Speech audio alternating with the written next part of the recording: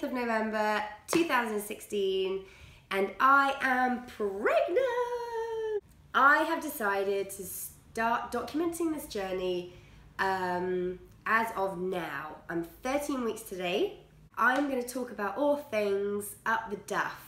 I am a personal trainer. I have always been interested in fitness and being healthy and living that kind of lifestyle. And when I found out I was pregnant, I was a bit like, oh God, can I continue doing what I was doing before? That's my background. I'm a personal trainer. I live in Brighton. I've never done a vlog before, so I'm sorry if it's super awkward. So I found out I was pregnant about a week after I came back from a friend's wedding in France, and I drank all week. Like, I drank a lot all week of alcohol. So when I found out, I felt super guilty for a long time. We had talked about trying to get pregnant for quite a long time, and it was something we definitely wanted in the near future. My sister actually struggled to get pregnant as quickly as we all assumed. It just took her a little bit longer, and it made me realise that it doesn't always happen straight away. So when we were talking about it, we were like, yeah, maybe we should start, thinking about it and maybe not trying. So when I took the pregnancy test, I don't know why, but I just wasn't expecting it to be positive. So when it was, I was like, ah, ha, ha, ha. So for a good 4 weeks, I didn't really believe. I just kind of like, yeah, that's happening. Like, I kind of didn't sink in. It didn't. I knew I was going on holiday to Bali, which was amazing. Everything was just normal. Surfed every day. Just, I felt great. And yeah, so I kind of came to terms with it when we were away in Bali, and started to get a bit excited about it. Came back from Bali, had my first scan, which was actually a private scan. I had it at 10 weeks, so you just pay a bit of money to get a slightly earlier scan, just because I was getting impatient, and by that point I was like, okay, so this is actually happening. Just want to check that it's in there. And that was really good. It was really nice to see it. By this point I hadn't told anyone yet. So yeah, that was how I found out. Overall, I feel like I've been pretty lucky. I feel pretty good, apart from the fact that I've had a cold for the last 2 weeks or more. It's been alright. So, but obviously there's been quite a few things that have changed, so I'm going to go through kind of quick fire, bullet point things like myths, worries that if you're pregnant, or if you're thinking about getting pregnant, or if you know someone that's pregnant, they may help you. I am not a doctor. I am not a nutritionist. I am first time pregs. So all these things, my opinions, and I read a lot, but I'm going to be talking about my experience and my opinion on things. So I'm not saying you should all be feeling this and you should all be doing this. Super individual. Morning sickness. It is shit. And I'm sorry to anyone or everyone that's having morning sickness or had morning sickness, but I haven't really had it. I've had a couple of days where I felt a bit icky, but eating ginger biscuits helped. More on that later. So if you're super early stages of getting pregnant, or thinking about getting pregnant, don't stress. Not everyone gets morning sickness. Tiredness, or / fatigue / sleeping. Again, I weirdly haven't been tired in the daytime. There's a couple of days where I kind of was exhausted for an hour, like napped for an hour, which I never do. But that could have been down to my jet lag or the fact that I had a cold.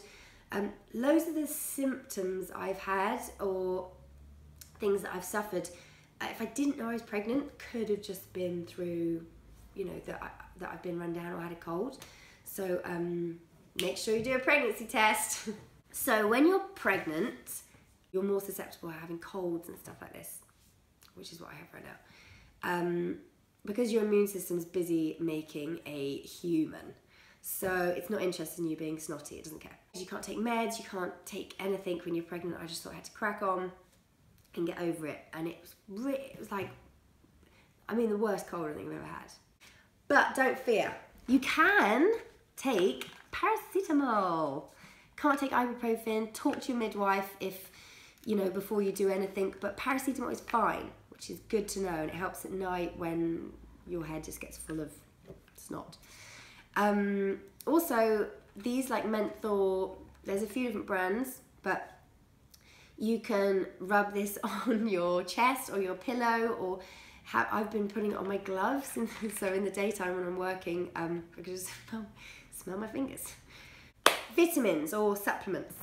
So your midwife will probably tell you, well, hopefully tell you, you need to take, at the very least, you need to take 2 supplements that are really important during pregnancy. So they are folic acid, not folic acid, and vitamin D. I work outside the majority of the day, but she said that that is not enough vitamin D. You have to take extra, especially if you're pregnant through the winter. So as you can see from my value pack, you'll see loads of pregnancy pills and all these different things that have fancy packaging that are super, super expensive. I mean, you can buy them, that's absolutely fine, but you don't need to. These have exactly the same ingredient, they do the same thing. You take 1 a day throughout the whole of your pregnancy. You don't have to take this throughout the whole of your pregnancy, but you can do. So that's all I take. Fitness. I'm going to do a full video on my training routine and how things have changed and what to do in early pregnancy and how to train when you're pregnant, but that's a whole video. But just quickly, if you have trained before your pregnancy and you're pregnant, you have a healthy pregnancy, you're not fatigued, you've not got morning sickness that's stopping you from exercising, you can continue to be fit and active. And I mean, it's really important that you don't just turn into a slob. I mean, if you are struggling for energy and all you can do is stay in bed or stay on the sofa, then fine, don't beat yourself up that you can't go out and train. But as long as you change up some exercises, if you feel good and you feel energetic, keep moving. It's really important. Just your heart needs to stay healthy. In the meantime, even if it's just 20 minutes a day, getting out, getting some fresh air, getting some exercise, just do it. So the thing I have found the hardest over the last 4 weeks, or 3 or 4 weeks, which seems like way longer than that, since my scan, since I saw the kid, I don't know if it was a psychological thing or just because the baby wants donuts, I could not stop eating. And for me it was really hard because my job, I'm constantly giving people advice and telling people how to live a healthy life, and I was coming home and eating a packet of I couldn't stop eating. Like, I couldn't get full, and it was kind of horrible. I mean, sometimes it's nice eating cookies. Yeah, I can't really comment on diet at the moment because I've been so bad, but obviously if you can, eating clean and getting loads of vegetables, and obviously it's really important. So I'm gonna get on that. Something I'm really passionate about in life in general is stress and anxiety. We've all been through it, especially as women, for whatever reason. While you're pregnant and just in life, it's really important to find the things that help you if you're in a stressful or anxious kind of mood. Where for me it's exercise, or it could be reading a book or taking a nap or going for a walk, whatever it is. Make sure that you can do it if you ever get stressed during your 9 months of pregnancy. A friend of mine, a new mum, bought me a gift when she found out I was pregnant. They're from a company called Yes Mum, who I follow on Instagram, and it's a really cute little pack of cards. You can turn these over once a day in the morning or put them around your house.